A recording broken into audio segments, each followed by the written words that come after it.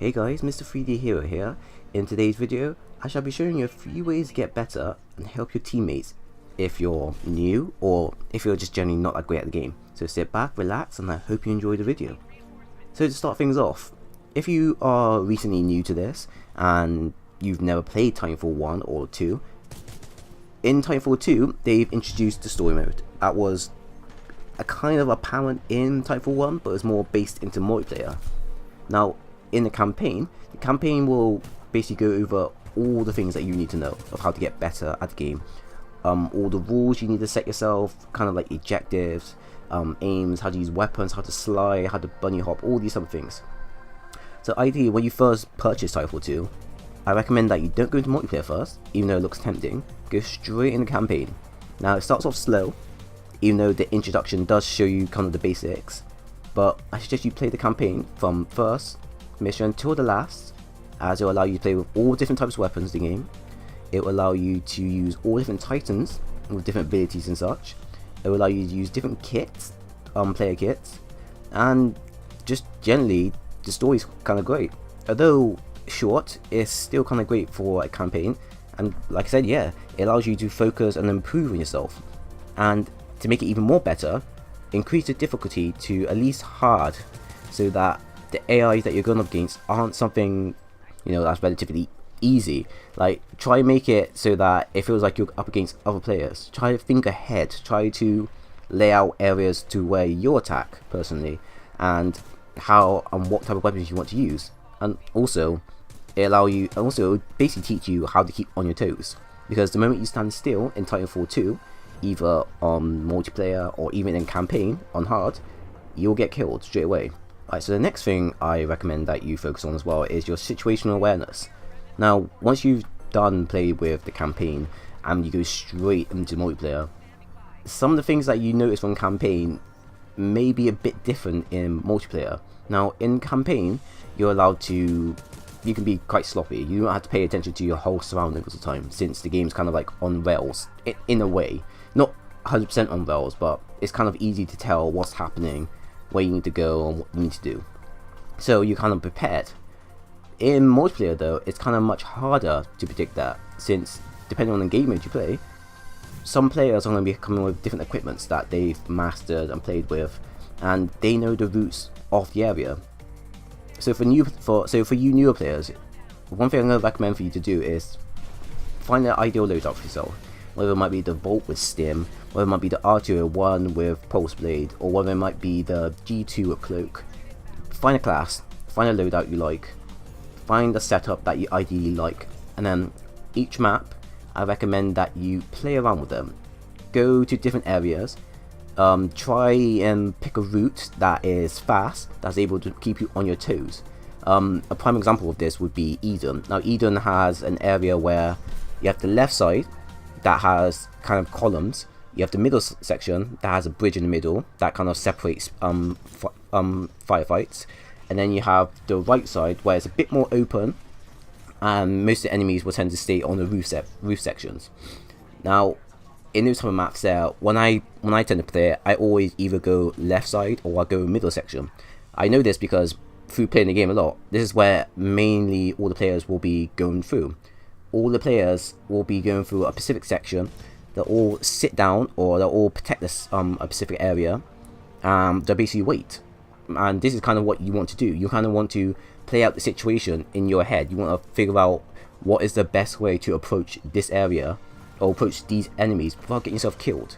Now, if you're really smart, the best thing you would do is try to flank them, but flanking doesn't always work in some situations. Sometimes there'll be enemies that'll be out of your sight and you wouldn't even know about it, and sometimes it's not even your fault. It's like, it's something that's there.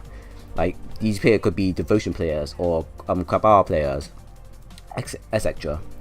So ideally, when firefights start to actually happen, you kind of want to pay attention to everything that's happening. What's the AI? If there's AI on the map, how are they reacting? If there's gunfire happening, where is it being conducted? Do you hear gunshots in the background? Is it a sniper? You'll know if it's a sniper because of how loud the gunshot is. Have you noticed there are Titans on the map? Where's all the action happening? Where's the objective? Just all these type of stuff. But straight away when you play the game, you probably won't have a clue what's happening and how to do it. So follow your teammates, but try to follow a good teammate. Try and keep on your toes. Like I keep saying, I'm probably going to keep repeating this over and over again, but try and keep on your toes, because this is one of the most beneficial parts as being a pilot. Also, try and slide. Try and bunny hop and slide. Now, I can't really give a tutorial of how to bunny hop and slide, as it's not really that an easy task on console, but it is achievable. You can do it, and if you do learn how to do your bunny hop, it allows you to pick up momentum and keep on your toes, and basically fly around the map while keeping good momentum and getting out of people's sight quite easily. So, the next tip I offer you is learn from mistakes. Now, this is something that a lot of players have to realize when you're playing all time multiplayer games, that you're not good. Well, you're not great, but you're not going to be the best of the best if you don't learn from your own mistakes. Particularly if you're the type of person that's played from Call of Duty, there's kind of a habit where first thing you do when you start off a map is that you follow all your teammates into an area that you know enemies will be, and you're going to a very predictable area that you know enemies will be coming, but you just keep following that path, and then an enemy player will either flank you or get drop on you, take you all out, and then either you follow that pattern up again until you realize what's happening, or you end up just leaving the game. In this situation, you kind of learn from your mistakes. Be aware of what's happening. Learn how did you get killed. Did the person get the drop on you? Watch the kill cams as well. Watch how the person got the jump on you. Try and balance it for yourself. Try and pay attention to how players on your team react. Because the thing with learn mistakes is that you can only get better if you pay attention to what went properly wrong.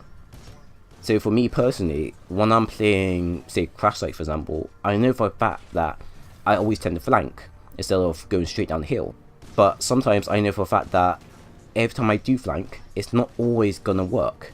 I know for a fact that majority of times now, there's at least 2 to 3 other players that come flanking, and either they'll be come around this corner at the same time as me and I can't pull it off, or they'll be camping, just waiting for me there. So I learn from that mistake. I think to myself, alright, so if I failed that part, I don't go through that part again. I take a different route. I take the route that is less busy, even though it is more deadly to go in the more canyon section. I take the route that is less busy and more chance of me to get out and focus more on the fights. It also goes the same with using your Titans. Be aware of what Titan you're using. Be aware of what Titan you're up against. How do you counter them? Is there an area you can get behind? You know, if you die, learn how did you die. Do you die because the Titan fell onto you? Is it because you stood still for too long? You know, it's all this type of stuff. Is just general knowledge for you players to actually understand of getting better in Titanfall 2. And also it's general knowledge as well to getting better in all types of game. Learn from your mistakes, focus on your mistakes, improve on it, and then these mistakes will be less common, and it's one of those bridges where eventually you'll just get better over time. So now this tip goes out to those that aren't generally good at objective based games. Now I'm going to focus on Bounty Hunter for this now. Now Bounty Hunter mainly is focusing on taking out AI or other pilots and racking up money and then depositing it. Now not a lot of players are capable of doing this. Not a lot of players are even able to break 1,000 deposit. Only a few people can achieve this. So how I look at it is that it kind of varies on the maps, but it also varies on the loadout. Ideally, a loadout you will probably want is something that's fast, something that can drop people quickly. For that, I tend to use either a SMG or an assault rifle. And then within the area, you kind of want, when you're in the area of where the AI spawn, you kind of want to be in an area where you have a good vantage view. So where you're not too open and people can see you, but a nice little view to where you can see other people can see you, but you'll always have the drop on them. If we take Eden for example again, when you usually spawn A and B, A side usually spawns in the middle section when you first start the match. Now, both teams, the way I look at it is that no one tends to flank. Most teams tend to stay behind on the other side of 2 buildings, and they just tend to shoot from there on. And that's because most AI always gather up in that one section there. If you want to be effective in this now, you can either go on the bridge section, and if you have any points on you, get a pilot sentry, pop it there, and that will rack up some kills. Or if you're feeling really ballsy, you can go ahead and you can go tackle, say, the enemy pilots. Although that's risky if you go do that, because there's always going to be one pilot that's going to be nearby. But if you're quick and you know they're there, I recommend that you go around, go take out the enemy, flank them, take out the enemy there, take out the AI, rack up the points, and then deposit it. But that doesn't always go as planned, and sometimes I've noticed that a lot of players can't exactly achieve it when going up against other players. So the best way to think of it is forget other players. Put in mind, focus on the AI specifically. The AI is what's going to make you win the game, and this rule goes the same for attrition. Or say attrition? I believe it's attrition. This rule still applies for that map, that game as well. Although you get points for killing pilots, focus on the AI. The AI are what will make the game win for you. And sometimes, depending on how many AI you kill, say if you have 30 AI kills and the top player has, say, 20 or say 10 pilot kills, in most cases, you may come out top because you focus on the objective. So yeah, ideally, focus on the AI if you can, because the AI offer you a lot of points. They vary from +1, +2, up to +5. So focus on them, and if you see any HVTs, take them out as quickly as possible. If you see any other Titans that's nearby, try and take them out. If you can't take them out, just back away and try and take pop shots at them, or better off take out the enemy pilot and then get the HVT, but it kind of varies. And lastly now is one of the most important tips that just anyone can get behind, and that's playing the objectives.